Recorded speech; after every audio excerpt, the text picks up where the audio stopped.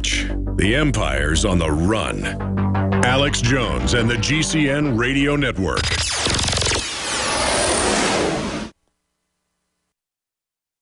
I began to get into iodine a few years ago because it was helping me and my family so much get healthy and detoxify. Most people know that iodine deficiency has been a crisis around the world. Iodine is key to so many of the body's functions, especially the thyroid. I discovered a product being developed by Dr. Group.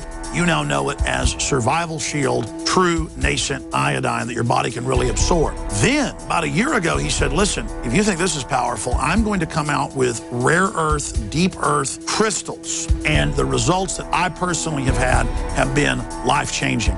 Nobody else has got iodine based on these pure crystals, ladies and gentlemen. This is innovating, and the best part is it helps fund Infowars.com, the radio show, the TV show, the whole media operation promoting true libertarian ideas. For a limited time, experience the ancient power of Survival Shield X2. Take advantage of this unprecedented 30% off Super Detox Special at InfoWarsLife.com. The government's Department of Homeland Security is buying up loads of ammo. At the same time, they're restricting civilians' rights to own and purchase firearms. Can you put two and two together? Infidel Body Armor can stop every round, including hollow points and .308 sniper rounds, is reasonably priced and fully legal. But for how long? Go to InfidelBodyArmor.com, spelled I-N-F-I-D-E-L, bodyarmor.com. Infidel Body Armor. Just won't quit. I'm David Hall, founder of Diamond Gusset, where we are proud of our 100% grown and sewn American-made jeans. Whether you're out for dinner, working on the farm, or on the road, Diamond Gusset Jeans offers a full spectrum of style and sizes for any occasion. Our loyal customers enable us to continue sponsoring Liberty Media outlets. Use promo code FREEDOM to receive a 15% discount at gusset.com.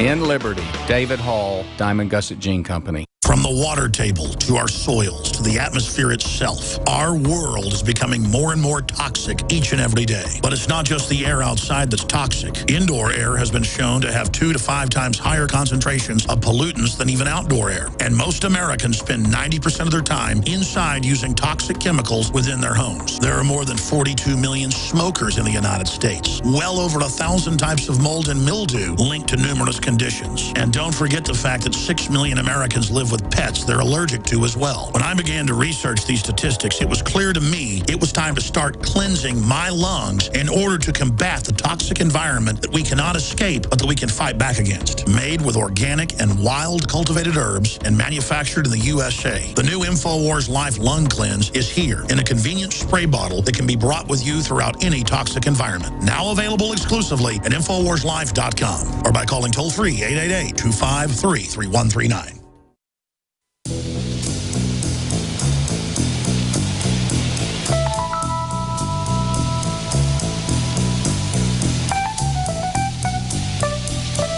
You are listening to an Infowars.com frontline report. If you are receiving this transmission, you are the resistance.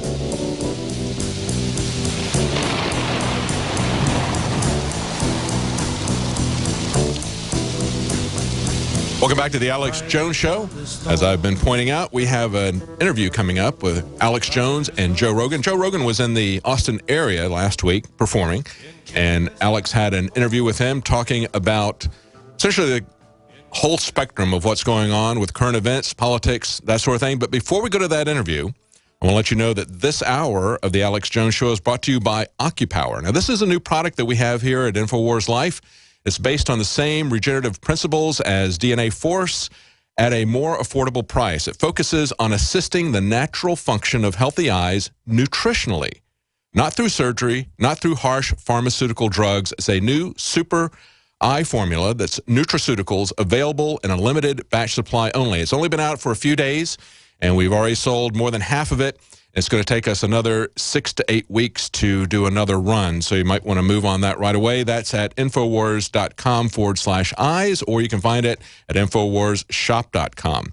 I know I had an aunt who suffered from macular degeneration, and the best thing that you can do for macular degeneration, which is something that occurs to people as they get older, is nutritional supplements. And, of course, that's exactly what this is, addressing the natural function of your eyes. It doesn't have to get to the point that affects you later in life, middle age, old age, of macular degeneration.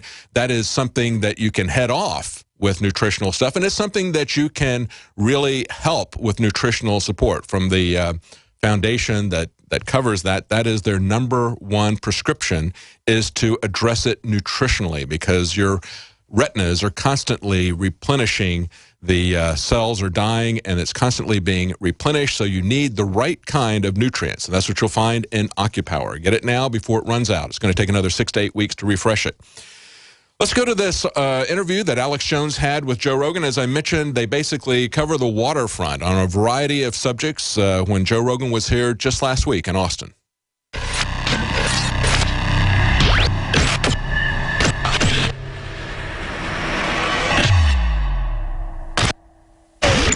It was about 6.5 years ago. Obama was president-elect, and I sat in here in this very green room at Cap City Comedy Club, Joe.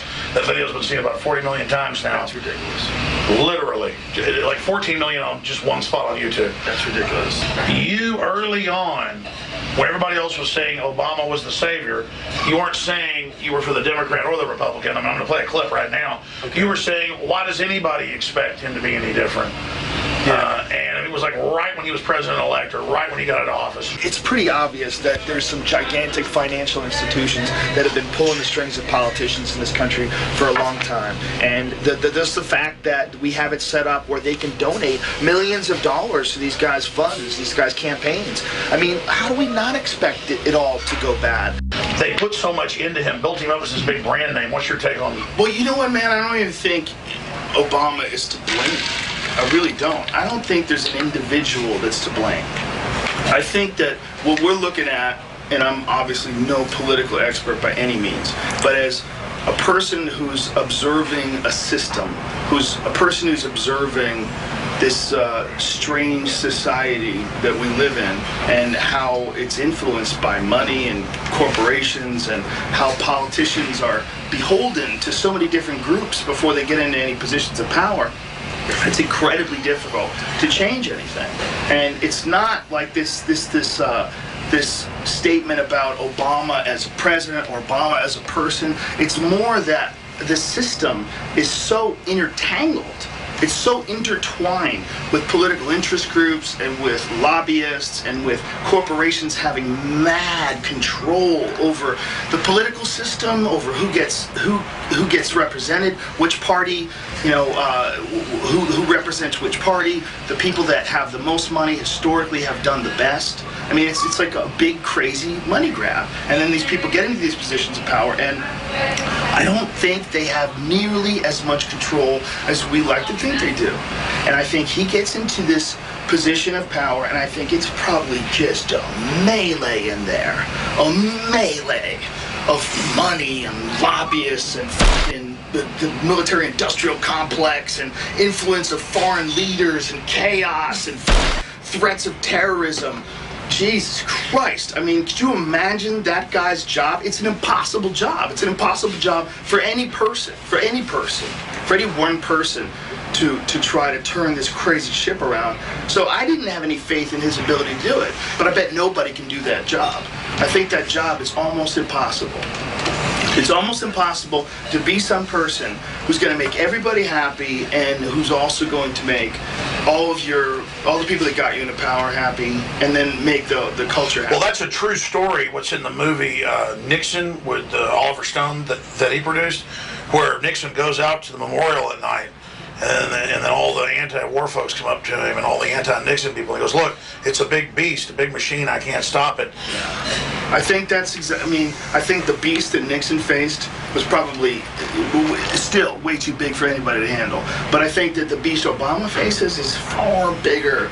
It's far crazier. It's the whole thing. It's just, and the stakes are higher because the wars we're in are so preposterous after Vietnam. There's this sort of despair that happens when people realize, like, we didn't learn anything. Like, we didn't learn anything.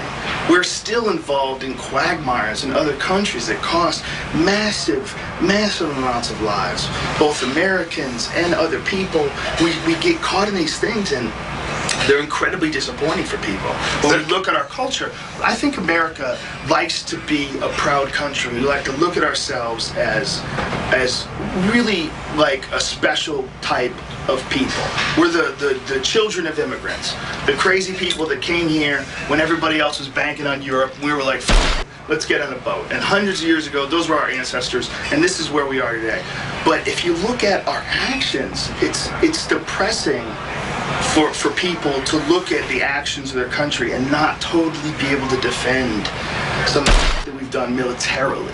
You know, when people look at that and they go, I don't, you know, there's a lot of people that I know that are patriots, a lot of people that I know that are veterans, that love America, that believe in the military, and they're very upset with the way the direction of these wars has gone.